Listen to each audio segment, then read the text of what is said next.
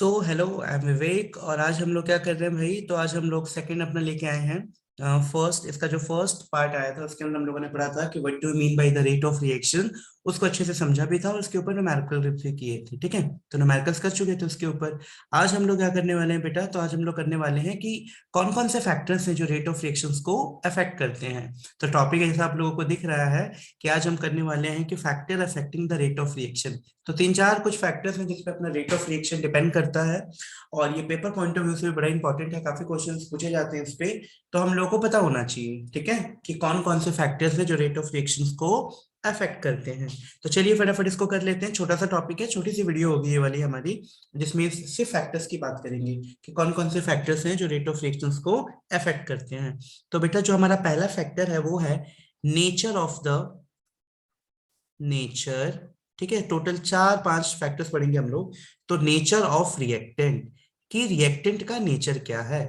तो nature of the reactant जो है हम लोगों का, वो पहला फैक्टर है जो बताता है रेट ऑफ रिएक्शंस के बारे में। तो बेटा rate of reaction nature of the reactant पे कैसे डिपेंड करती है? तो सबसे पहले नेचर ऑफ द रिएक्टेंट कहने का मतलब क्या है? तो नेचर ऑफ रिएक्टेंट कहने का मतलब ये है बेटा कि जो अपनी रेट ऑफ रिएक्शन होती है ना, rate of reaction, rate of reaction, ठीक है, इसको अब हम लोग ROR लिखा करेंगे नेक्स्ट टाइम से ताकि टाइम बचे। तो जो रेट ऑफ रिएक्शन होता है वो डिपेंड करता है बेटा, rate of reaction depends on the physical state. याद रखना इस चीज को बेटा, depend on the physical state of reactant. ठीक है, फिजिकल स्टेट ऑफ रिएक्टेंट। अब आप सबको ये पता होना चाहिए बेटा कि फिजिकल स्टेट कैसे हो सकते हैं। तो हम सबको पता है कि आइदर क्या होगा बेटा, सॉलिड होगा, या क्या होगा बेटा, लिक्विड होगा, या फिर क्या होगा बेटा, गैस होगा।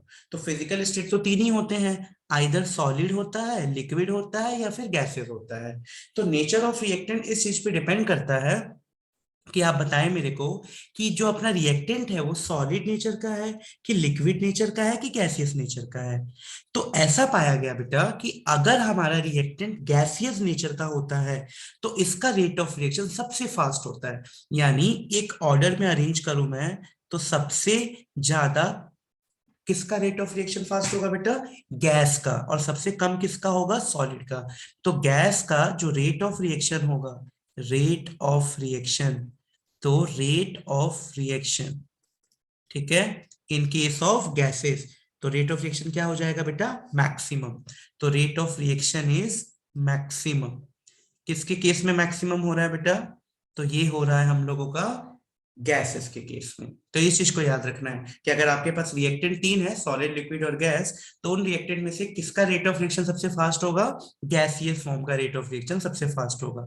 चलिए रीजन की बात कर लेते हैं भाई कि ऐसा क्यों हुआ, क्या रीजन है इसके पीछे। तो बड़ा ही सिंपल सा रीजन है बेटा कि इन गैसियस फेस, ठीक है, इन गैसियस फेस जो हमारा कोलिजन होता है वो बहुत ज्यादा होता है, यानी जो कोलिजन फ्रीक्वेंसी होती है, यानी मैं इसको लिख सकता हूं कि इन गैसियस, ठीक है, इस चीज को याद रखेंगे हम लोग कि इन गैसियस फेस, ठीक है, in gaseous face, face collision frequency, ठीक है, collision frequency, collision frequency is more. अब ये कोलिजन फ्रीक्वेंसी क्या होता है बेटा? तो कोलिजन फ्रीक्वेंसी का मतलब होता है, कोलिजन फ्रीक्वेंसी इस वर्ड का मतलब समझना जरूरी है। इस वर्ड का मतलब होता है कि number of collision, number of collision per second, कि एक सेकेंड में कितना कोलिजन हो रहा है, that is called collision frequency. Done. तो गैसेस के केस में क्या होता है कि कोलिजन बहुत ज्यादा होता है। जैसे बेटा मान लो एक एग्जांपल लेके चल रहे हैं हम लोग, हम सबको पता है कि गैसियस में पार्टिकल क्या होते हैं, फ्रीली मूव्ड होते हैं, दूर दूर होते हैं, ठीक है। तो इसमें जो कोलिजन होगा ना बेटा पर सेकेंड, इसका आपस में टकराने वाला जो कोलिजन होगा, ये इससे टकरा रहा है, ये इससे टकरा रहा है, इससे टकरा रहा है, इससे टकरा रहा है, तो ये number of collision per second ज्यादा होगा। तो number of collision per second ज्यादा होने के चलते जो अपना रेट ऑफ रिएक्शन होता है वो भी ज्यादा होता है। तो इस चीज को हम लोगों को अच्छे से याद रखना है कि जब भी बात करेगा कि कोलिजन के बारे में, तो कोलिजन में आप क्या बोलेंगे बेटा कि in gaseous collision will be more, collision frequency is more, that's why rate of reaction में यहाँ पे क्या होगा बेटा, फास्ट होगा। बेसिकली तुम समझ सकते हो इस चीज को बेटा कि रेट ऑफ रिएक्शन क्या है, तो A प्लस बी है ना, ये रिएक्टेंट बोलते थे जिसको, और हमें क्या मिलना है C plus D, that is called product. तो ये प्रोडक्ट साइड है, ये रिएक्टेंट साइड है। तो अगर रिएक्टेंट रिएक्ट करेगा, इसी को तो बोलेंगे रेट ऑफ रिएक्शन। तो जितना ए और बी के मॉलिक्यूल्स आपस में जितनी जल्दी टकराएंगे, जितना इनका कोलिजन पर सेकंड ज्यादा होगा, उतनी जल्दी हम लोगों को प्रोडक्ट मिलने वाला है। तो जो अपना प्रोडक्ट मिल रहा है वो डिपेंड कर रहा है कि रेट ऑफ रिएक्शन का कोलिजन, जो रिएक्टेंट है उनका कोलिजन कितना है। जितना ज्यादा कोलिजन होगा उतनी जल्दी हम लोगों को प्रोडक्ट मिलने वाला है। तो आई गेस ये पहला फैक्टर सबको बड़े अच्छे से समझ आ गया होगा कि नेचर ऑफ रिएक्टेंट पे किस तरीके से अपना रेट ऑफ रिएक्शंस डिपेंड करता है। तो फटाफट इसका स्क्रीनशॉट ले लो आप लोग, उसके बाद से फिर हम लोग चलते हैं आगे और दूसरी प्रॉपर्टीज को देखेंगे कि दूसरा कौन सा फैक्टर है जिसपे रेट ऑफ रिएक्शन डिपेंड करता है। ठीक है, चलो तो अब हम चलते हैं अपने दूसरे फैक्टर्स पे कि दूसरा कौन सा फैक्टर है बेटा जिसपे हमारा रेट ऑफ रिएक्शन डिपेंड कर रहा है। तो दूसरा फैक्टर होता है बेटा कंसंट्रेशन। कंसंट्रेशन किसका कंसंट्रेशन बेटा, तो कंसंट्रेशन ऑफ रिएक्टेंट। ठीक है, कंसंट्रेशन ऑफ रिएक्टेंट। तो ये हम लोगों का बेटा दूसरा फैक्टर है जिसपे कि रेट ऑफ रिएक्शन हम लोगों का डिपेंड करता है, कंसंट्रेशन ऑफ द रिएक्टेंट। तो बिल्कुल सही बात है भाई कि जो अपना रेट ऑफ रिएक्शन होगा, जो भी अपना रेट ऑफ रिएक्शन होने वाला है बेटा ROR, ठीक है, वो डायरेक्टली प्रोपोर्शनल होता है कंसंट्रेशन, किसके कंसंट्रेशन बेटा, कंसंट्रेशन ऑफ रिएक्टेंट के। तो इस चीज को याद रखना आप लोगों को कि जो रेट ऑफ रिएक्शन होता है वो डायरेक्टली प्रोपोर्शनल होता है कंसंट्रेशन ऑफ द रिएक्टेंट के। कैसे, जैसे मान लो कोई रिएक्शन है बेटा A प्लस बी से हम लोगों को क्या मिलना है, C प्लस डी। तो जो अपना रेट ऑफ रिएक्शन होगा ना वो इस रिएक्टेंट साइड पे डिपेंड करेगा। ये जो रिएक्टेंट दिख रहा है आप लोगों को, दिस इज कॉल्ड रिएक्टेंट, है ना, ये तो प्रोडक्ट है, इसका कोई लेना देना नहीं है रेट ऑफ रिएक्शन पे। रेट ऑफ रिएक्शन पूरा का पूरा किस पे डिपेंड करता है, अपना रिएक्टेंट पे, कि रिएक्टेंट का कंसंट्रेशन कितना है। जितना ज्यादा रिएक्टेंट का कंसंट्रेशन होगा उतना ज्यादा हमारा यहाँ पे क्या निकल के आने वाला है बेटा, रेट ऑफ रिएक्शन होने वाला है। ठीक है, इट मींस अगर मान लो A प्लस बी से C प्लस डी मिल रहा है, तो A और B का जितना कंसंट्रेशन ज्यादा होगा उतना प्रोडक्ट मिलने के चांसेस जल्दी है और उतना रेट ऑफ रिएक्शन हमारा बढ़ेगा। तो बड़ा सिंपल सी कहानी थी कि रेट ऑफ रिएक्शन किस पे और डिपेंड करता है, कंसंट्रेशन ऑफ द रिएक्टेंट के ऊपर। डन। चलो अब तीसरे फैक्टर पे चलते हैं। तो तीसरा फैक्टर आता है बेटा हम लोगों का टेम्परेचर। जैसे सबको क्लियर है ये कि टेम्परेचर, तो टेम्परेचर के बारे में तो बहुत पढ़ा होगा बेटा कि रेट ऑफ रिएक्शन पे किस तरीके से इफेक्ट करता है। तो सबसे इंपॉर्टेंट फैक्टर है हम लोगों का ये टेम्परेचर, कि किस तरीके से टेम्परेचर रेट ऑफ रिएक्शन को अफेक्ट करता है। ठीक है बेटा, तो रेट ऑफ रिएक्शन जो होता है वो बिल्कुल टेम्परेचर पे डिपेंड करता है, और as the temperature increase, as the temperature as the temperature increase, okay, as the temperature increase rate of reaction also increase। इस चीज को याद रखना है। ठीक है बेटा, तो as the temperature increase rate of reaction increase. क्यों बेटा, number of collision per second क्या हो जाएगा, इंक्रीज हो जाएगा। जैसे आप टेम्परेचर बढ़ाओगे, number of collision, number of collision per second, और भी से collision frequency, number of collision per second increase. तो number of collision per second increase हो जाएगा टेम्परेचर बढ़ाने पे, और इसीलिए रेट ऑफ रिएक्शन भी क्या हो जाएगी बेटा, इंक्रीज हो जाएगी। इसमें एक और पॉइंट हम लोग ध्यान में रख लेते हैं, काफी काम का है, कई बार पूछा जाता है कि rate of reaction become 2 to 3 times by 10 degree rise in temperature. ठीक है, यानी रेट ऑफ रिएक्शन जो होता है बेटा, rate of reaction become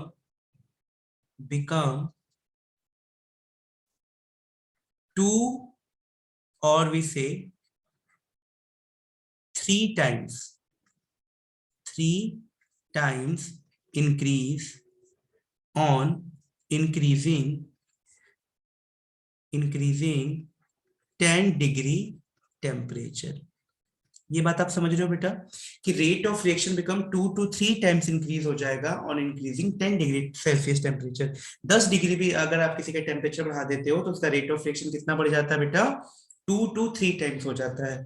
example के लिए अगर मैं थोड़ा सा इसको समझाऊं नॉर्मल वे में, तो मैं बोल रहा हूँ कि मान लो ये ए से हम लोगों को बी मिल रहा है, ठीक है, और यहाँ पे रिएक्शन का रेट जो है बेटा वो कितना दे रखा है, आर। तो रिएक्शन का रेट है, टेम्परेचर कितना था, यहाँ पे टेम्परेचर था बेटा 10 डिग्री सेल्सियस। अगर इसी रिएक्शन को मैं ए से बी कराऊं और रेट ऑफ रिएक्शन क्या हो जाएगी बेटा, 2R हो जाएगा। बस क्या कर दूं इसको हम कर दें अगर 20 डिग्री सेल्सियस टेम्परेचर इंक्रीज कर दिया, तो यहाँ पे आप रेट ऑफ रिएक्शन को देख सकते हो कि कितना हो गया है, 2 टाइम्स। थोड़ा सा अच्छे से बना देता हूँ, 2R हो गया है। तो देख रहे हो कि पहले जब 10 डिग्री का टेम्परेचर था तो रेट ऑफ रिएक्शन R था, इसी में जैसे ही 10 डिग्री से 20 डिग्री सेल्सियस किया तो हमारा रेट ऑफ रिएक्शन कितना हो गया, ट्वाइस हो गया है पहले का। तो rate of reaction become 2 to 3 times increase हो जाता है अगर हम 10 डिग्री टेम्परेचर भी इंक्रीज कर देते हैं। तो इस तरीके से देखा तुमने कि टेम्परेचर पे भी बहुत अच्छे से ये डिपेंड करता है। तो फटाफट इसका भी स्क्रीनशॉट ले लो, 2 और फैक्टर्स रह गए हैं उनको भी डिस्कस करते हैं फटाफट, ठीक है। चलो, तो नेक्स्ट फैक्टर है बेटा हम लोगों का, दैट इज नंबर 4। वो क्या है बेटा हम लोग का, कैटलिस्ट।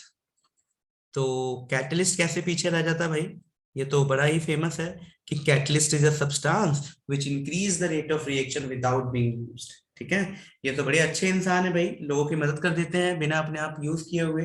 तो कैटलिस्ट भी रेट ऑफ रिएक्शंस को बड़े अच्छे से इफेक्ट करता है, ठीक है। यानी कई रिएक्शंस ऐसे होती है बेटा जो क्या होती है, कैटलिस्ट के बिना हो नहीं पाती है, ठीक है, लेकिन कैटलिस्ट की मदद से उस रिएक्शंस को आप कर सकते हैं। तो कैटलिस्ट में मैं ये लिख सकता हूं कि देखो दो चीजें हैं इसमें समझने के लिए। पहला, it increase the rate of reaction, increase the rate of reaction, ठीक है। इसको तो हम बोलेंगे बेटा पॉजिटिव कैटलिस्ट, इसको क्या बोलेंगे, पॉजिटिव कैटलिस्ट, ठीक है। इस चीज को याद रखना आप लोग। उसी तरीके से कई कैटलिस्ट ऐसे भी होते हैं बेटा जो रिएक्शन की स्पीड को डिक्रीज कर देते हैं। तो इफ, यहाँ पे इफ वर्ड लगाना जरूरी है कि if it decrease the rate of reaction, if it decrease the rate of reaction, then it is known as negative catalyst, negative catalyst। तो आप कोई भी ये बोल दे कि कैटलिस्ट क्या हमेशा रेट ऑफ रिएक्शन को इंक्रीज करते हैं, तो ये पूरी सही बात नहीं है, ठीक है। कैटलिस्ट रिएक्शंस के रेट को चेंज कर देते हैं, आइदर दे कैन इंक्रीज और दे कैन डिक्रीज। तो हम लोग को जब इंक्रीज करना है तो बिल्कुल हम लोग ऐसे कैटलिस्ट को चूज करेंगे जहां पे हमें रेट ऑफ रिएक्शन को इंक्रीज कराना है, और कहीं हम चाहते हैं कि अपने रेट ऑफ रिएक्शन को स्लो डाउन करें तो वहां पे हम ऐसे कैटलिस्ट यूज करते हैं जो रेट ऑफ रिएक्शन को स्लो डाउन भी करते हैं। तो कैटलिस्ट रिएक्शंस को इंक्रीज भी कर सकते हैं बेटा और डिक्रीज भी कर सकते हैं, ठीक है। तो इस चीज को याद रखना है हम लोगों को हमेशा कि रेट ऑफ रिएक्शन को कैसे इंक्रीज होता है कैसे नहीं। तो कैटलिस्ट हमारा क्या होगा बेटा, it increase the rate of reaction without being used, ठीक है। तो इस चीज को याद रख लेना है कि it is not used in this reaction. तो इसको लिख दें, it increase the rate of reaction, okay, without being used। तो इस चीज को बेटा आप लोग थोड़ा सा अच्छे से दिमाग में रखना कि विदाउट बीइंग यूज्ड नहीं होते हैं और रेट ऑफ रिएक्शन को इंक्रीज कर देते हैं, ठीक है। चलिए लास्ट पे चलते हैं, अपने लास्ट टॉपिक पे चलते हैं अपना, कि लास्ट टॉपिक क्या है अपना, कि लास्ट फैक्टर्स कौन सा है जिसपे हमारा ये डिपेंड करता है पूरा। तो अगला और ये लास्ट फैक्टर है जिसपे पूरा रेट ऑफ फ्रिक्शन डिपेंड करता है बेटा, वो है लाइट। तो ये भी बड़ा ही इंपॉर्टेंट फैक्टर है जिसपे अपना रेट ऑफ रिएक्शन पूरी तरीके से डिपेंड कर रहा है। क्या बेटा, लाइट और भी से रेडिएशन, ठीक है।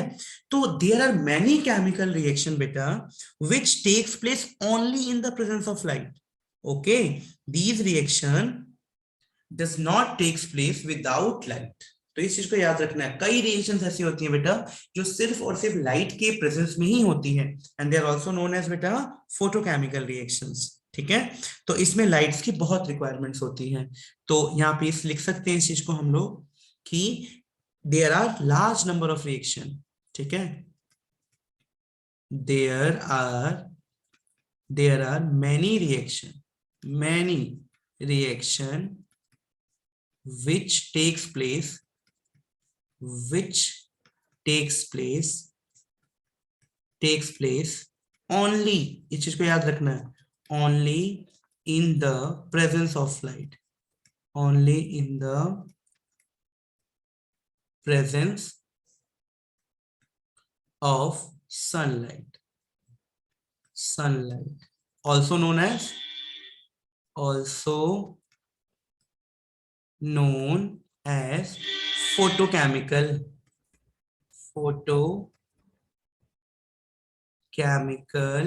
reactions, ठीक है, also known as photochemical reactions. तो इनके लिए बहुत इंपॉर्टेंट फैक्टर्स ये इफेक्ट करते हैं। जैसे बेटा अगर बात किया जाए आपको कि जैसे एक एग्जांपल देता हूँ सिंपल सा, ठीक है, कि अगर मैंने क्या किया बेटा, देखना कितना चेंजेस आ रहा है इसमें, कि अगर मैंने H2 प्लस Cl2, ठीक है, H2 plus Cl2 chlorine and hydrogen का रिएक्शन कराया, देखना अगर मैं इस रिएक्शन को डार्क में करवा रहा हूं, मतलब in the absence of sunlight, ठीक है, तो HCl बनेगा, बिल्कुल बनेगा, लेकिन ये रिएक्शन बहुत ही स्लो होगी, बहुत ही क्या होगी बेटा, स्लो होगी। बट जैसे ही इस रिएक्शन को मैं कैसे कराऊंगा, H2 plus Cl2 same reaction है बेटा, अब की बार मैंने सनलाइट के प्रेजेंस में करा दिया, सनलाइट से हमें फोटोन की एनर्जी मिलती है hmu, जिसको hmu भी लिख सकते हैं, ठीक है, तो ये रिएक्शन बेटा क्या हो जाएगी, बहुत फास्ट रिएक्शन हो जाएगी और हम लोग को 2HCl मिल जाएगा। तो ये बहुत ही ज्यादा इंपॉर्टेंट रिएक्शन है, जो डार्क में अगर आप इस रिएक्शंस को कराते हैं तो rate of reaction very slow, but जैसे ही आप इसको फास्ट में सनलाइट के प्रेजेंस में कराते हैं तो रेट ऑफ रिएक्शन क्या हो जाती है बेटा, इंक्रीज हो जाती है। तो हम तो यहाँ पे यही फैक्टर्स पढ़ रहे थे कि रेट ऑफ रिएक्शन पे क्या फर्क पड़ता है, तो आपने देखा कि रेट ऑफ रिएक्शन क्या होता है बेटा, इंक्रीज होता है, यानी rate of reaction directly proportional to the energy of the sunlight. जितनी ज्यादा एनर्जी सनलाइट की होगी उतनी ज्यादा रेट ऑफ रिएक्शन हमारी जल्दी होगी, मतलब in the presence of sunlight जो अपना रिएक्शन का रेट है वो क्या हो जाता है बेटा, इंक्रीज हो जाता है।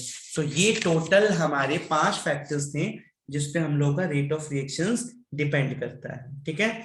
फोटोसिंथेसिस में इसका एग्जांपल, एक और एग्जांपल आप लिख सकते हो बेटा, फोटोसिंथेसिस है ना, वो भी तो इसी का एग्जांपल है, फोटोसिंथेसिस में जो होता है, तो वो भी इसका एक बेस्ट एग्जांपल है बेटा, जिसमें आप इसको बता सकते हो, ठीक है। तो ये सारे ऐसे चीजें हैं जो सन के प्रेजेंस में ही, सनलाइट के प्रेजेंस में ही होती है। तो फोटोसिंथेसिस क्या होता था बेटा, फोटोसिंथेसिस में सबको पता है कि CO2 किसके साथ रिएक्शन करता था बेटा, H2O के साथ, तो मैं सीधा बैलेंस इक्वेशन लिख रहा हूं, तो 6CO2 प्लस H2O के साथ रिएक्शन करके क्या बना देते थे बेटा, यहाँ पे प्रेजेंस भी लिखना जरूरी है, in the presence of sunlight Hmu और क्लोरोफिल, है ना, तो क्या बनता था, ग्लूकोज C6H12O6 प्लस सबसे इंपॉर्टेंट 6O2, तो ये भी सनलाइट के प्रेजेंस में ही रिएक्शन होती है। तो फोटोसिंथेसिस रिएक्शंस जो है वो भी सनलाइट का एक बेस्ट, फोटोकेमिकल रिएक्शन का एक बेस्ट एग्जांपल है। तो इस तरीके से हमने देखा बेटा कि टोटल ये कितने फैक्टर्स हैं हमारे पास, तो टोटल हमारे पास ये बेसिकली कितने फैक्टर्स आ रहे हैं, 5 फैक्टर्स हैं जिसपे हमारी ये रेट ऑफ रिएक्शन क्या होती है बेटा, डिपेंड करती है, ठीक है। तो अपनी जो रेट ऑफ रिएक्शंस होती हैं वो इस तरीके से बेटा पूरा डिपेंड करती हैं कि क्या क्या हो रहा है क्या क्या नहीं। तो चलो एक बार फटाफट देख लेते हैं। तो सबसे पहला फैक्टर्स कौन सा था बेटा हम लोगों का, तो जो सबसे पहला फैक्टर होगा कि नेचर ऑफ द रिएक्टेंट के ऊपर, ठीक है। तो नेचर ऑफ द रिएक्टेंट पे सबसे पहला था हम लोगों का, तो नेचर ऑफ द रिएक्टेंट पे किस तरीके से डिपेंड कर रही थी, तो इस चीज को हम लोगों ने देखा था कि सॉलिड, लिक्विड और गैस में गैस की रेट ऑफ रिएक्शन सबसे ज्यादा होगा क्योंकि उसमें कोलिजन पर सेकेंड क्या है बेटा, मोर है। तो एक तो ये था। दूसरा फैक्टर हम लोगों ने क्या देखा था बेटा, तो दूसरा फैक्टर देखा था कंसंट्रेशन ऑफ द रिएक्टेंट। तीसरा हम लोगों ने देखा था टेम्परेचर के बारे में, और उसके बाद से हम लोगों ने 2 कौन से देखे, कैटलिस्ट और लाइट के बारे में। तो टोटल ये कुछ फैक्टर्स थे बेटा जिसपे हमारी रेट ऑफ रिएक्शन पूरी की पूरी क्या कर रही थी, डिपेंड कर रही थी, ठीक है। तो आई होप ये समझ आया होगा अच्छे से। तो ये टोटल फैक्टर्स हैं जिसपे हमारी पूरी रेट ऑफ रिएक्शंस डिपेंड करती हैं। अब नए वीडियोस बनाएंगे और उसमें हम लोग पढ़ने जाएंगे ऑर्डर और मॉलिक्यूलरिटी ऑफ द रिएक्शंस के बारे में, ठीक है। तो टिल इसको देखो, समझो और क्वेश्चंस की प्रैक्टिस करो, ठीक है। ओके।